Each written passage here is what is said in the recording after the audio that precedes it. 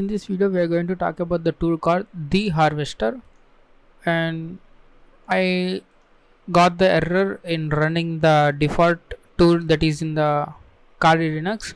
I got this error, table already exists, so that's why what I will do is just I type the Google The Harvester and I will get this link github.com and the other name and the harvester. And what you are going to do is you need to clone this to your Kali Linux. To do that, click on this code and click on this clipboard button, that is copy button, to copy this URL. And now what I want to do is just git clone and paste that URL. So after hitting enter this command, you will get a folder called The Harvester. What you want to do is move into the directory using cd command, and if you type ls, you can see all the files of that harvester tool. Now we need to install some requirements because this harvester tool is built with Python programming language, so we need to install some requirements. So I want to say pip3 -r requirements.txt. So this will install all the Python modules required for the harvester.py. So if you hit enter, okay,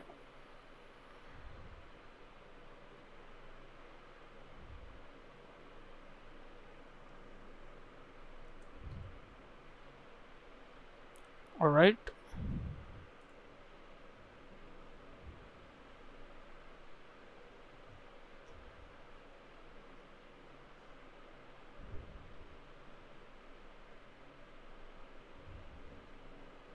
Okay, it's Python pip3 -m. Okay, sorry, see Python 3 -m pip install requirements.txt. Okay, I just forgot that file. Okay, after you install in this requirements.txt, okay, why this pip3 did not work? Okay, let me check it one. So you can install, you can see the installation guide here. Okay, I'm sorry, I did not type the install. Okay, my bad. pip3 install.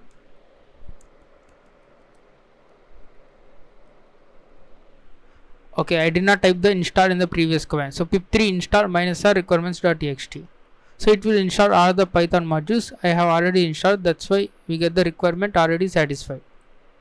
So now this is Python 3 based tool. So all you have to type is Python 3 and the harvester.py. So this harvester is a basic enumeration tool. We can get the subdomains and the email addresses of the website or the domain.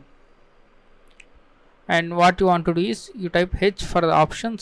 You can see a bunch of options here, D for domain, and the limit. You can limit the results to some certain number, and you can take the screenshot of those domains also, and you can specify a particular DNS server, and you can specify the file name and B source. So this is one important option. -b, you can check it as a browser or the search engine.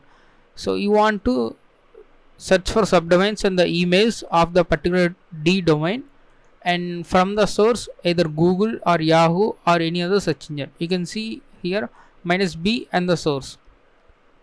You can search for all these sources like Baidu, Bing, all the search engines and other websites, DuckDuckGo, Netcraft, Sublist3r. This is Sublist3r is another tool to get the subdomains, and this harvester uses all these sources to get the subdomains and the email addresses. So let us go ahead and run this command.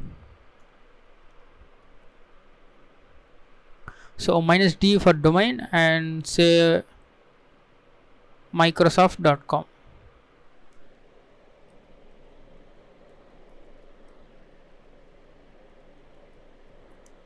And -b to specify the source. Let's say Yahoo search engine, and Google and Bing. I want the results from these three search engines.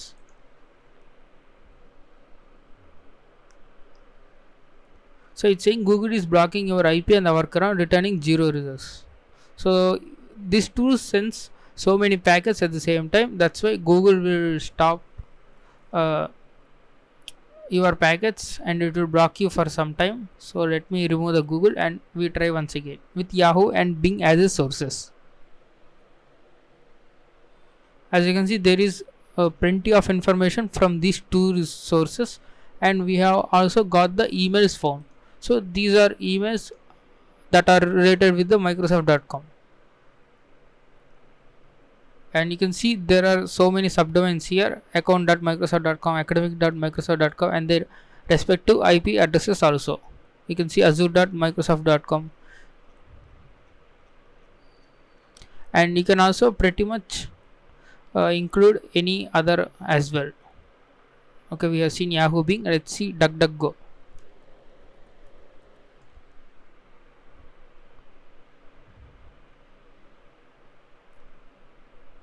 So from the DuckDuckGo, we did not get any emails, but we have only 26 subdomains found from this DuckDuckGo search engine.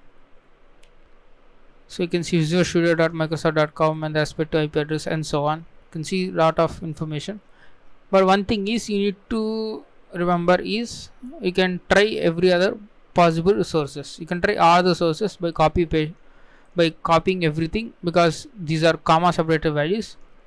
But it takes so much time. So searching all these sources takes so much time. So that's why if you have so much time, you can just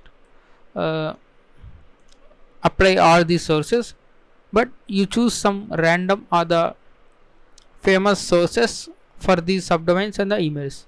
So that's all about this harvester. I hope you have understood.